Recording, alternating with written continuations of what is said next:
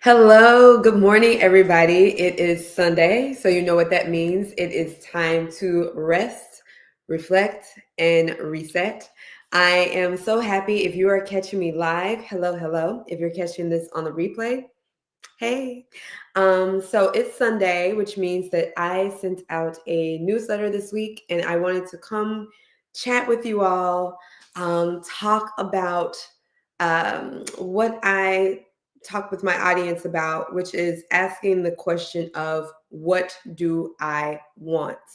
So I was thinking about this earlier this week. It is almost the end of 2024, which is kind of insane. I cannot believe how fast this year has gone.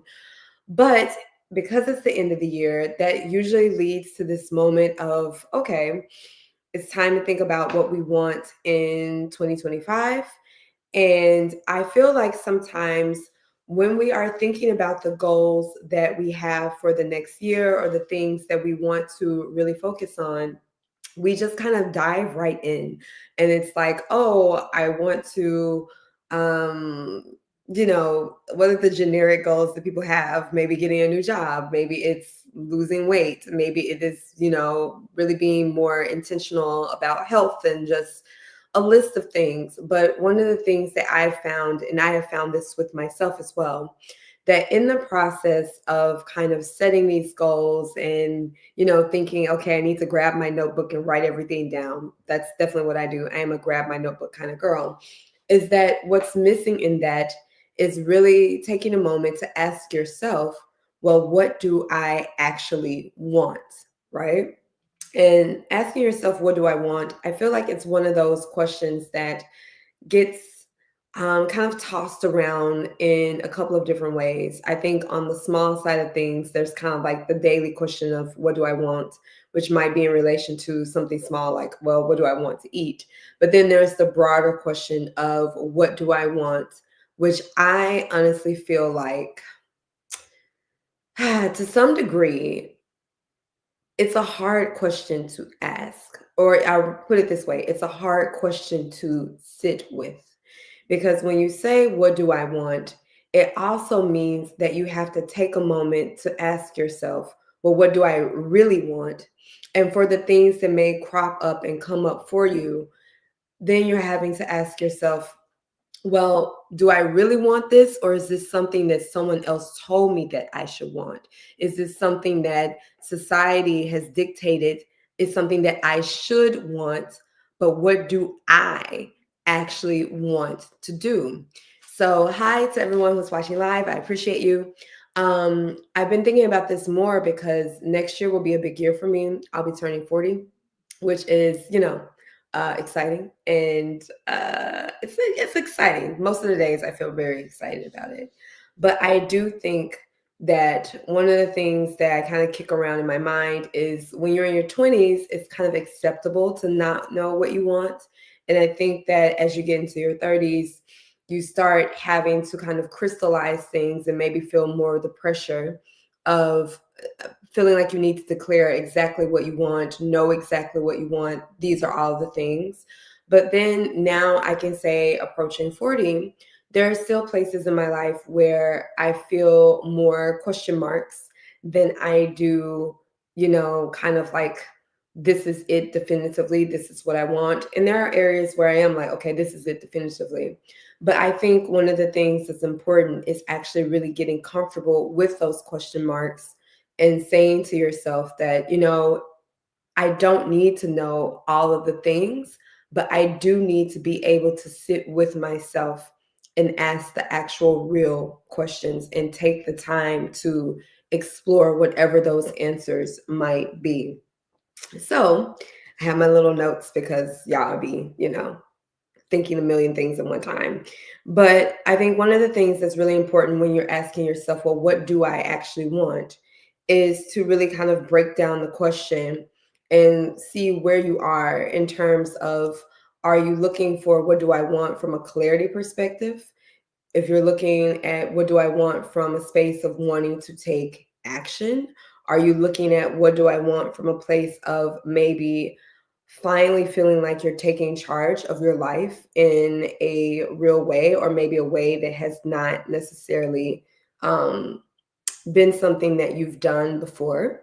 And I fully acknowledge that I think this question can be hard.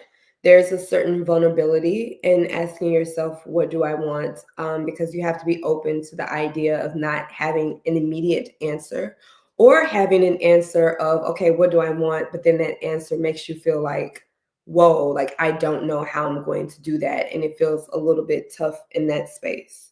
But I think it is important, regardless, to be able to sit with the things, right?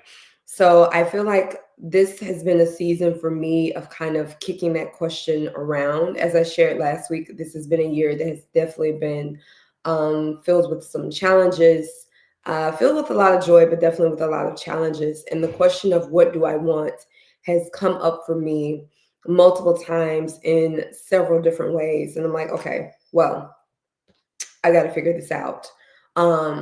But it's one that I think in some ways I've definitely avoided and not wanted to maybe fully think about it, because in thinking about what you want, I think you also have to really be clear, or really be comfortable in seeing what you don't want as well.